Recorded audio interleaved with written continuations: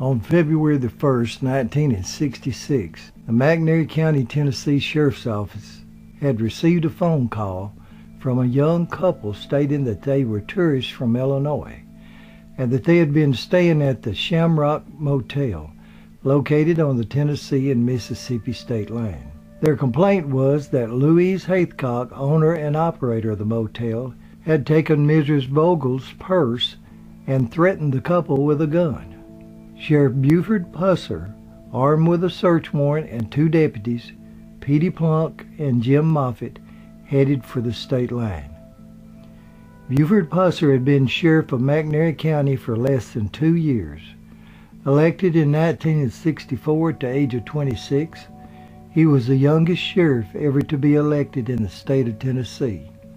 Sheriff Pusser was very familiar with Louise Hathcock and knew very well what she was capable of. Now, 4 months before Pusser took office as sheriff in McNairy County, around 2:45 in the early morning hours of May the 22nd, 1964, Louise Hathcock shot and killed her ex-husband, Jack Hathcock. She stated that Jack had beaten and raped her at the Shamrock Motel they both owned together. After Louise was able to get her .38 pistol from a dresser drawer, she shoots Jack 5 times. He staggers out of Unit 1 almost 100 feet and collapses in the driveway between the motel and the restaurant. McNairy County Sheriff at that time was James Dickey. He investigated because the Shamrock was in Tennessee, and Sheriff Grady Bingham assisted because Jack collapsed within a few feet of the Mississippi state line. Louise was not charged for the death of Jack, mostly because during the preliminary hearing, Sheriff Dickey testified that Louise had cuts and bruises that substantiated her story. Now, during Sheriff Pusser's first year in office, he made a strong push to get rid of the county's illegal whiskey stills. Now, this is Sheriff Pusser with Chief Deputy Moffitt on one of those several such raids. Although Jack and Louise owned the Shamrock and W.O. Hathcock owned the Plantation Club and Carl Towhead White owned the White Iris, that was not their main source of income, especially Towhead White. It was making and selling illegal whiskey, and that was what Pusser was putting a stop to. It is true that if you were a stranger with money at any of these clubs, you would most likely be robbed and beaten, such as this Memphis salesman that charged Jack and Louise of calling him back into the kitchen, hitting him over the head with a gun barrel, and robbing him of $100. Louise could be cruel and at the same time be protective of her friends. One such friend was drinking at the Plantation Club, and Louise was there. Some woman come in and sat down and started talking to different men. Louise come to her friend and said, "Whatever you do, do not speak or even look at that woman." But of course some men who she hadn't told went and sat down to talk to her at her table. A few minutes later, another man comes through the door, walks to the woman's table, and hits the man with a pair of knucks, knocking him out cold. Then he turns and hits the woman, knocking her out. He grabs her by the hair of the head and drags her out the front door. As a few of the men started to aid the woman, when Louise stopped them and said, "This is that man's wife, and you don't want to get into that," they straightened up the tables and chairs and sat back down. Now, all these state line clubs were legal, and it was very hard to close down prostitution and gambling. They would simply pay the fine and go back to it. If you give them trouble, the truth is, you might find a hand or a foot in your mailbox, just to make a point. The reason they wanted to get rid of Pusser was he was hurting their moonshine business, where they made a great deal of their money. Carl Towhead White was forced to move his moonshine operation out of McNairy County to get away from Sheriff Pusser. He moved his operation to Tishomingo County, Mississippi, and in 1965 Sheriff James Bishop of Tishomingo County, along with federal agents, arrested Towhead White and several other men for operating whiskey stills in Mississippi. Towhead was sent to the federal pen in Montgomery, Alabama. He threatened the life of Sheriff Bishop, but he never followed through on it. So on February the 1st, when Sheriff Pusser and his deputies were on their way to the Shamrock to arrest Louise Hathcock, Towhead White was actually still in prison. Now this is where the Shamrock once stood. The motel was here, and right in there was the restaurant. Now this is the way it looked when Sheriff Pusser and his deputies arrived. Now notice the shed awning in front of the office that customers could pull under and then go register at the desk. In later photographs, this cover will be enclosed in order to become a beer package store. Now this is a rough drawing that might help explain events. This is the restaurant dining room. It looked like this. A nice place to eat. And then the kitchen. And of course the nightclub in the rear was actually bigger than it shows in this drawing, and this is where most of the action took place. There was a driveway between the restaurant and a motel. The X is where Jack Hathcock fell and died after being shot by Louise some 2 years earlier. Now you see the lobby where guests would register. The sheriff and deputies found Louise sitting in her office, and according to Deputy Plunk, she was intoxicated with a drink in her hand. The office had a door connecting to Unit 1, which was Louise's bedroom that she used when she had to work over or stay over at the motel. The back room is where some say that janitor and motel handyman Howard Carroll was working at the time of the shooting. The sheriff stated that Louise said that she wanted to speak to him in private. He followed her out of her office and to Unit 1, her bedroom. Now some believe that she pulled her .38 out of her pocket. Some say that she walked to the dresser drawer and got it out of the drawer the same way that she did when she shot and killed Jack, her ex-husband. She then turned, and according to Deputy Plunk, she said, "I'm going to kill you," to the sheriff. Now Sheriff Pusser stated that he fell back on the bed and she shot and barely missed his head. The bullet went through the front window and struck the post holding up the awnings outside the front desk. The sheriff said that Louise pulled the trigger again and the gun misfired. He then shot her 3 times. She fell where the X is located. After the gun misfired, she might have been trying to take cover in the bathroom. Now this is the sheriff standing in Louise's bedroom with a medical examiner with his back turned as he was examining Louise's body. And the next photograph is standing in the bedroom and looking into her office. Now notice the checkerboard flooring. Lots of things happen over the years on these floors. Although Sheriff Pusser was cleared by the grand jury in the shooting of Louise Hathcock, questions still remain. Some say that Louise's .38 was not the first shot fired, but the last, which would mean that the sheriff fired first and then fired Louise's gun in order to show that he killed her in self-defense. Now, it's doubtful to me that the sheriff went to the Shamrock that day in order to kill Louise Hathcock. Why would he bring along 2 deputies? It is possible that Louise pulled a gun and threatened the sheriff by saying, "I'm going to kill you," as Deputy Plunk said. This, with her being intoxicated, would slow her reactions, and the threat and her with a gun would be enough under the law to shoot her in self-defense. It is possible, believing her intentions was to kill him, makes it reasonable to think that he would shoot her 3 times even if he did not really have to, including the final shot to the head, which may have been completely unnecessary. Now remember, Louise Hathcock was killed February the 1st, 1966, with her business partner and part-time lover, Towhead White, still in federal prison.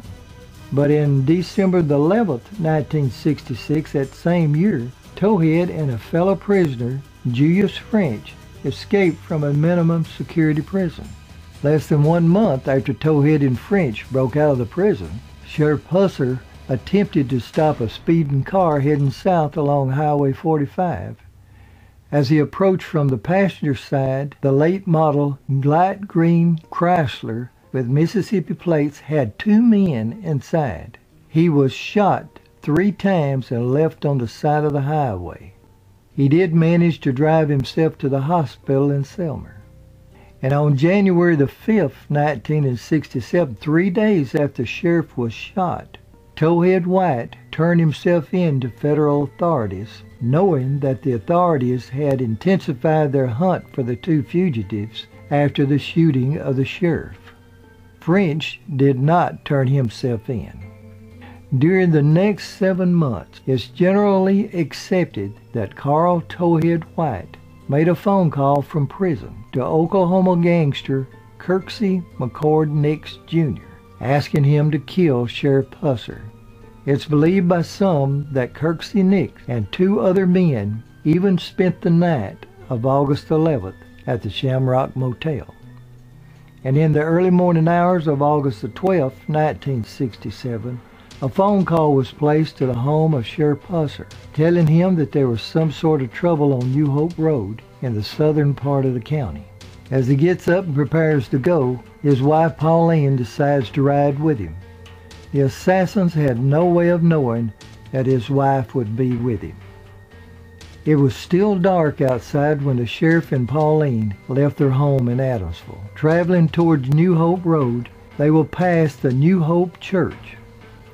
Now it's believed that a dark-colored 1965 Cadillac with 3 men inside was waiting behind the church.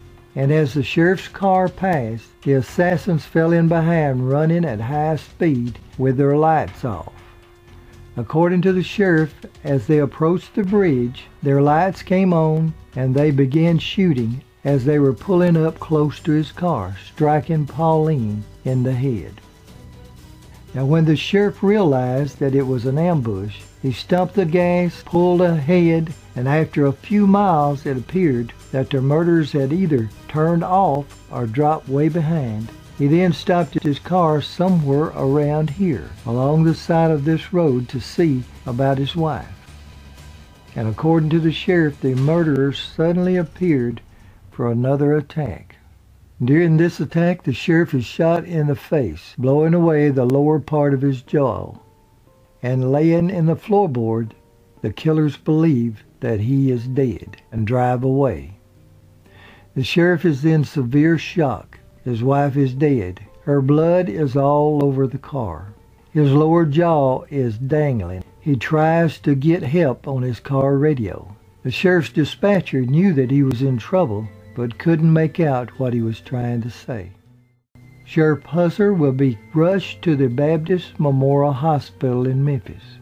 He will be in the hospital when his wife Pauline is buried. He will be hospitalized for some 18 days and go through some 16 surgeries through the coming years to help restore his face. After Pauline's death, Buford first states that he could identify the shooters, but later refuses to identify Kirksey Nix Jr., stating that it looked like him, but he couldn't be sure. Now there could be several reasons for not identifying Nix. First, it'd be hard to convict Nix, as he would surely be able to produce witnesses as to his whereabouts at the time. And it was dark, as the sheriff did not see the car behind him until they turned their lights on.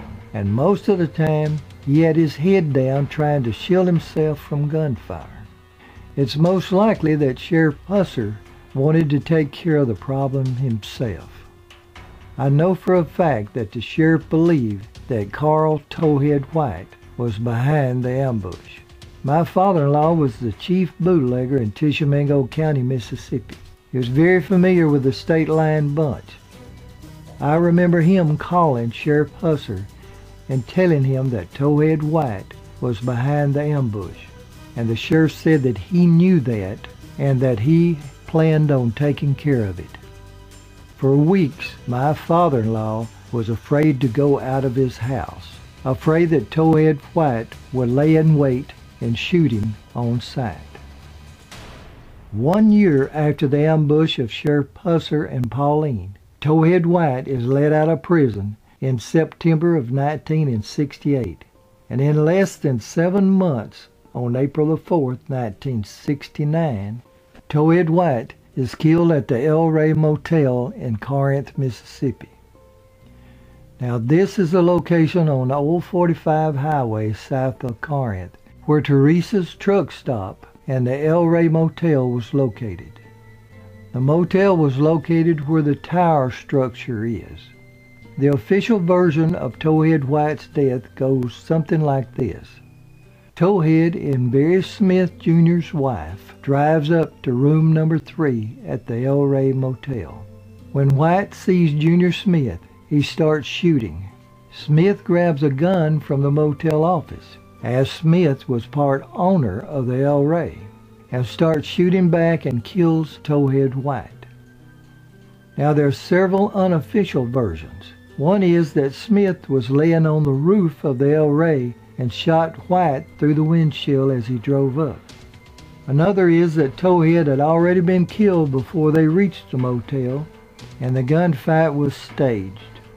Several sources stated that his body was already cold at the time law enforcement arrived. It's also been said that whoever killed Towhead White was sitting in the back seat and shot him through the driver's seat. Regardless of who killed the notorious outlaw, lawmen were all relieved that he was dead, and strange enough, the shooting was considered in self-defense. Naturally, talk was that Buford paid Smith to kill White, or perhaps Buford killed White himself. Or maybe Sheriff Pusser had nothing at all to do with the death of Towhead White. There was only a half-hearted attempt by law enforcement to find out the truth. Within 2 years after Towhead White's death, Kirksey Nix is sentenced in 1971 to life in prison for the murder of Frank Corso, a New Orleans grocery owner. Nix is now serving in solitary confinement for his setting up from his jail cell the murder of Biloxi, Mississippi Judge Vincent Sherry and his wife Margaret. Nix still refuses to speak about the Pusser ambush. On the 21st day of August 1974, Buford Pusser had returned from Memphis, where he had just signed a contract to star in the next Walking Tall movie. He had left the McNairy County Fair in Selmer, headed for his home in Adamsville some 12 miles away.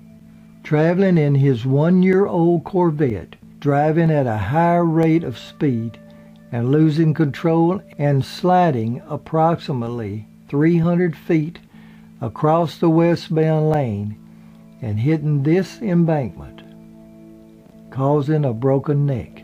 He's thrown through the open roof. The car burst into flames. His young daughter, traveling behind him with friends, arrived shortly, witnessing her father's death. 7 years after the ambush of Pauline, her husband will now be buried next to her at the Adamsville Cemetery in Adamsville, Tennessee. Sheriff Buford Pusser, after all these many years, still remains a controversial figure. During his time as sheriff, he will be shot 8 times, stabbed 7. He will locate and destroy over 40 stills in his first year in office. He will kill 2 people in the line of duty. He will be ambushed and lose his wife. At the same time, he will not be the only lawman capable of taking revenge on his enemies outside of the law. Wyatt Earp comes to mind. Sheriff Buford Pusser was 36 years old.